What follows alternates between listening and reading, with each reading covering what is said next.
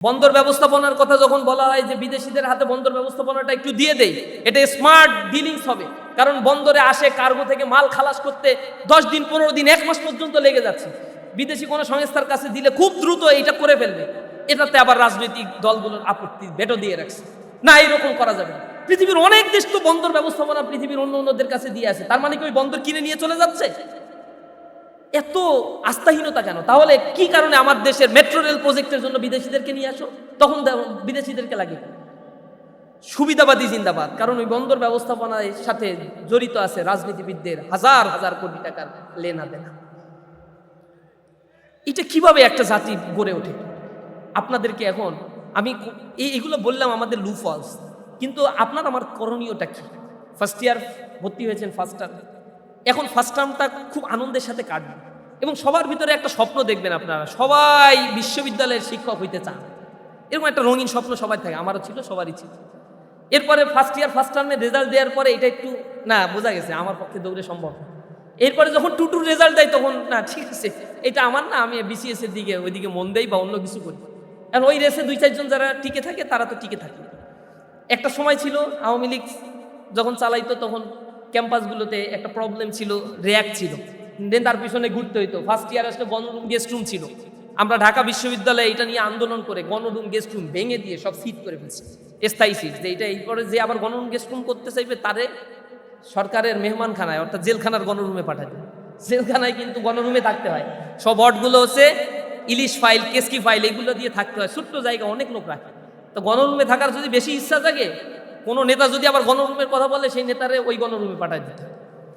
আমরা প্রত্যেকটা বিশ্ববিদ্যালয়ে বলছি শিক্ষার্থীরা তাদের মেধার ভিত্তিতে হলের সিটগুলো পাবে, এগুলো বলে দিয়েছি। এখন স্টুডেন্টরা হ্যাপি, তারা স্বাধীনভাবে তাদের কথাগুলো বলতে পারছে, স্বাধীনভাবে তাদের কার্যক্রমগুলো পরিচালনা করতে পারছে। ফার্স্ট ইয়ার ফার্স্ট টার্ম আসার পরে এরকম হয়। এখন এমন হয় যে সিনিয়রের কাছ থেকে তো আবার সিট নিতে হয়, আমি জানি না আপনাদের এখানে এই সিস্টেম আছে কি। এখন সিট নিতে গিয়ে সিনিয়ররা এত র্যাক দেয়, এত ঘুরায়। এবার কিছু সিনিয়র আছে আইডি হচ্ছে 30, না না ঠিক ঠিক আমি আমার ভার্সিটির অভিজ্ঞতা বলছি, আপনাদের এখানের অভিজ্ঞতা জানি। আইডি হচ্ছে 30, ক্লাসে ঠিক মতো লেখাপড়া করে নাই, উনি সিট নিয়ে বড়াই করে, ও সিট নিয়ে আপনার খুব বেশি কল্যাণ হবে না। আপনি সিটের পিছনে না ছুটে যিনি ক্লাস নেয় তার পিছনে ছুটেন। কারণ হচ্ছে ইউনিভার্সিটিগুলো হচ্ছে সাস লাইক কিন্ডারগার্টেন, এখানে প্রশ্ন যে করে খাতা সে দেখে, এরপরে মানে সব কিছুই তার হাতে, রেজাল্টও সে করে, রেজাল্টও সে দেয়। এই জন্য পারলে ওপেকের সদস্য হন, তাতে কোনো সমস্যা নেই। ওপেক বুঝেন তো, organization of petroleum exporting countries, যেই জায়গা থেকে তেল রপ্তানি করা হয় যে দেশগুলো থেকে। এখন শিক্ষকদের কাছে বারবার গেলে কিছু বন্ধুরা আপনাকে বলবে তুই কি ওপেকের সদস্য হয়েছিস, তো আপনি এটা আবার মাথায় নিয়েন না খুব বেশি। শিক্ষকদের সাথে ঘুরলে দিন শেষে দেখবেন আপনার রেজাল্টটা খুব ভালো হয়ে গেছে। একটা অ্যাসাইনমেন্ট আপনি করলেন, ওই অ্যাসাইনমেন্টটা আগে সাবমিশন আগে যদি ওই টিচারের কাছে গিয়ে বলেন স্যার আমি এটা করছি, কোনো দুর্বলতা থাকলে একটু বলেন, স্যার ওইটা যদি বলে দেয় তারপরে ওইটা যদি সাবমিট করেন তাহলে তো আপনি অ্যাসাইনমেন্টে ফুল মার্কটা পেয়ে গেলেন। আপনার কিন্তু মার্কসের এখানে খুব ভ্যালু করে, কারণ আপনার সিজিপিএ 3.5-এর উপরে উঠলে পৃথিবীর বিভিন্ন দেশে আপনি হায়ার স্টাডি করতে সুযোগ পাবেন। এটা আপনার মাথায় রাখতে হবে, রেজাল্টটা আপনার এখানে খুবই ক্রুশিয়াল। এদিক ওদিক করে সময়টা নষ্ট করিয়েন। অনেকে শুনে আসছেন যে ইউনিভার্সিটিতে আসার পরে তো আন্দাজে ঘুরলেই নাকি রেজাল্ট হয়ে যায়, এটা খুব আরামের জায়গা। এত আরাম না, এটা এখানেও স্ট্রাগল করতে হবে, পড়াশোনার জায়গা এটা। এখন এই আরাম যারা করে তাদের পরবর্তীতে ব্যারামে ধরে। এখনও তো অনেক ভার্সিটির স্টুডেন্ট আমার বন্ধুরা এতদিন পরে আইসাও বলে যে একটা বন্দোবস্ত একটু করে দে, হচ্ছে না কাজ। তো হচ্ছে না কাজ, এই 7-8 বছর ধরে করছোটা কি, কাজ হচ্ছে না। তখন আমি দেখতাম যে লেখাপড়া বাদ দিয়া এইটা হবে না, খেলতে চল, চল না 31 নাই, চল না 21শে ফেব্রুয়ারি একটু ঘুরি, চল না এই পার্টি করি ওই পার্টি করি, কত পার্টি যে করছে। পরে আর পার্টির লোকগুলা এখন আর খুঁজে পাওয়া যাচ্ছে না। বন্ধু বান্ধব এখন কেউ কারোর সাথে আর অ্যাটাচড না। হ্যাঁ সম্পর্ক রাখতে হয়, কিন্তু পড়াশোনা বাদ দিয়ে না। মিনিমাম সম্পর্ক সবার সাথেই, এই ক্যাম্পাসের এই বন্ডিংসটা কিন্তু স্টেবল একটা বন্ডিংস, খুব ভালো একটা সম্পর্ক। এমন যেন না হয় সিনিয়রের কাছ থেকে সিট নিয়ে আইসা মিথ্যা কথা বললাম যে আমি তো সিট নিয়ে আসছি, এটা বলা যাবে না। তাহলে ও যদি চায় আর চাইলে তো আমার চাইতে বেশি রেজাল্ট হবে, এরকম ন্যারো মাইন্ডেড হয়ে যায় একটা সময়। আমরা ন্যারো মাইন্ডেড হবেন না। এখানে সিজিপিএ দিয়ে কিছুই হয় না। আপনার সিজিপিএ ভালো, আর এক বন্ধু সিজিপিএ ভালো, কিচ্ছু যায় আসা হইতেই পারে, এটা কিছুই না। আপনি এরকম না যে স্কুলের রেজাল্ট যে 1 হইলো আমি 2 হইলাম ও 3 হইলো, এরকম তো না। এখানে সিজিপিএ একই প্যারালাল সিজিপিএ আরও অনেকের থাকতে পারে। এখন আপনি যদি নিয়মিত ক্লাস করেন, নোট নেন, ওই অনুযায়ী নিজে প্রিপারেশন নেন, আর যে প্রিপারেশন নিল না সে আপনার শীট নিয়ে আপনার প্যারালাল নাম্বার পাবে, এইটা মনে করার কোনো কারণ নেই। আমি বিভিন্ন স্টুডেন্টদের পড়াইছি, ইউনিভার্সিটির স্টুডেন্টদেরকেও কিছু কিছু দেখার সুযোগ হয়েছে, সেখানে ওই যে পড়ে না আর যে পড়ে এর মধ্যে তফাৎটা থাকবেই সবসময়। যে নোট করে সে আবার খাতায় লেখার সময়, পরীক্ষার খাতায় লেখার সময় এক্সট্রা কিছু লিখে ফেলে। এই জন্য আপনার সিজিপিএটা যদি হাই থাকে আপনার অ্যাক্সেসিবিলিটি সব জায়গায় বেড়ে গেল। অনেকে আবার বলবে সিজিপি দিয়ে কি হয়, আমার তো বিসিএস পরীক্ষা দিতে সিজিপিএ লাগে না।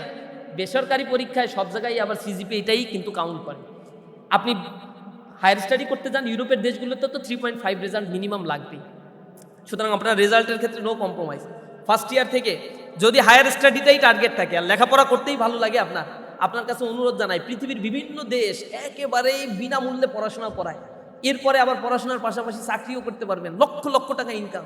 এরপরে স্পাউস ভিসায় আপনার সঙ্গীকেও নিয়ে চলে যেতে পারবেন, নিজেও চলতে পারবেন, পরিবারেও টাকা পাঠাইতে পারবেন, দেশে রেমিটেন্স পাঠাবেন, নিজেও সুন্দর জীবনযাপন করতে পারবেন। এখন সেই দেশগুলো কোনটা কোনটা? জার্মান, ফ্রি পড়াশোনা, শর্ত হচ্ছে জার্মান ল্যাঙ্গুয়েজ জানতে হবে। জাপান, লেখাপড়া একেবারেই ফ্রি, শর্ত হলো জাপানিজ ল্যাঙ্গুয়েজ জানতে হবে। চায়না, সেখানে তো স্কলারশিপের অভাব নাই, শর্তটা হলো চাইনিজ ল্যাঙ্গুয়েজ, মিনিমাম একটা ল্যাঙ্গুয়েজ আপনার একটু জানতে হবে। ইংলিশ জানলেও হয় স্কলারশিপ, কিন্তু চাইনিজ জানলে স্কলারশিপের কোনো অভাব নেই। এরপরে আপনি যান ইউরোপে যদি যান তাহলে আইএলসে স্কোর লাগবে, সায়েন্সের স্টুডেন্ট হলে জিআরইতে টোফেলে একটা স্কোর লাগবে। তাহলে আপনি আপনার রেজাল্টটা যদি ভালো হয় তাহলে ফার্স্ট ইয়ার থেকেই ইংলিশটা চর্চা বাড়ায় ফেলবেন। ইংলিশটা যদি চর্চা বাড়ান, ওই ল্যাঙ্গুয়েজগুলো শেখার যদি চেষ্টা করেন, তাহলে আপনি দেখবেন যে আপনার প্রেজেন্টেশনগুলোতে আপনি ভালো নাম্বার পাচ্ছেন, আপনি বিভিন্ন ধরনের পাবলিকেশনের ক্ষেত্রে প্রেফারেন্স পাচ্ছেন। অনেকেই ফার্স্ট ইয়ার থেকে ফাইনাল ইয়ার শেষ করে ফেলবেন, দেখবেন একটা পেপার পাবলিকেশন নাই। অক্সফোর্ড থেকে একজন ছাত্র আসছিল আমার সাথে দেখা করতে, সে সেকেন্ড ইয়ারে পড়ে, অক্সফোর্ডে 3 বছরের অনার্স। সে বলতেছে থার্ড ইয়ারে পড়া তার 80টা পাবলিকেশন ইতিমধ্যে হয়ে গেছে, বয়স কিন্তু অনেক কম, মানে সেকেন্ড ইয়ার থার্ড ইয়ারে কয় বছর বয়স, তার পাবলিকেশন হয়ে যাচ্ছে, কারণ ওইখানে রিসার্চ বেস পড়াশোনা করানো হয়। আপনাদের কাছে অনুরোধ জানাই, আপনারা একটা আর্টিকেল হলেও পাবলিশ করেন।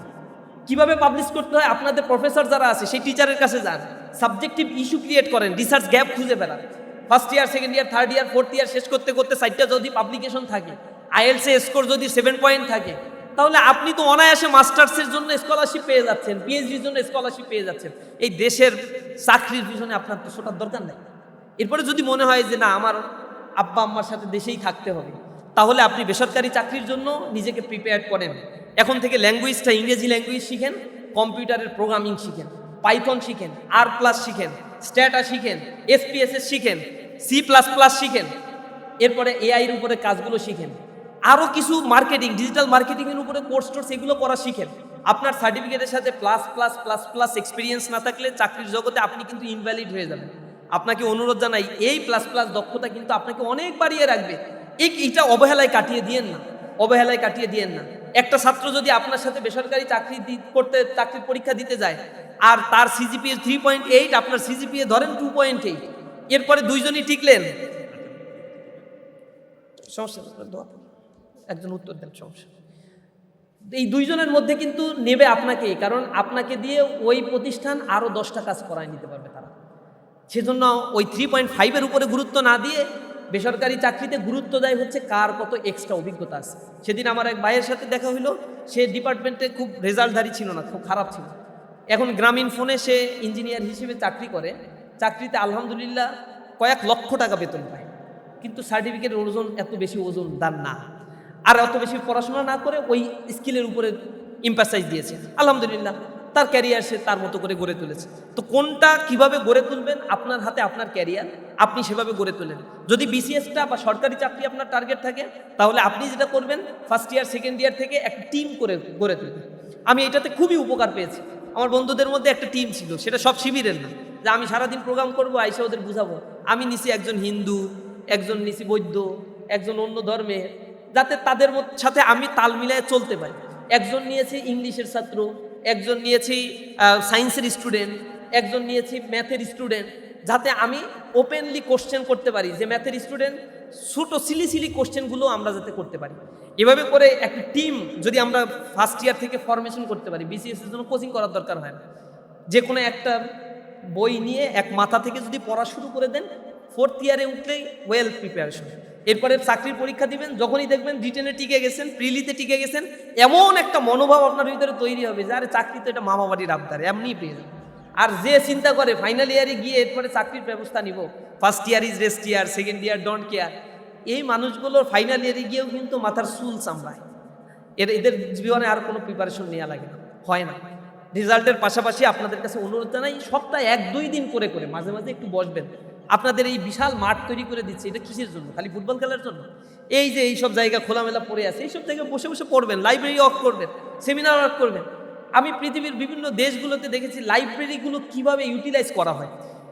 চায়নার লাইব্রেরিগুলো, বেইজিং, শিজেন, তারপরে গুয়াংজু, এরপরে university of Shanghai, institute of Shanghai, এরপরে মালয়েশিয়াতে বিভিন্ন ইউনিভার্সিটির বড় বড় লাইব্রেরিতে সারাক্ষণ স্টুডেন্টরা পড়ে আছে। আর বাংলাদেশের লাইব্রেরিতে যে মশা মারা যায়। ঢাকা বিশ্ববিদ্যালয়ের সেন্ট্রাল লাইব্রেরিতে যাবেন, সেইখানে বই খাতাগুলো এমনভাবে ময়লার আস্তরণ করে আছে, আর স্টুডেন্ট কিন্তু বসা আছে লাইব্রেরিতে, বসে বসে বিসিএসের পড়া পড়তেছে। কিসের জ্ঞান চর্চা? আগে চাকরি লাগবে।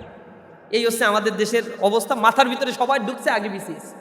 অথচ এইগুলো কিন্তু চাকরির ক্ষেত্রে খুবই কম্পিটিটিভ একটা জব।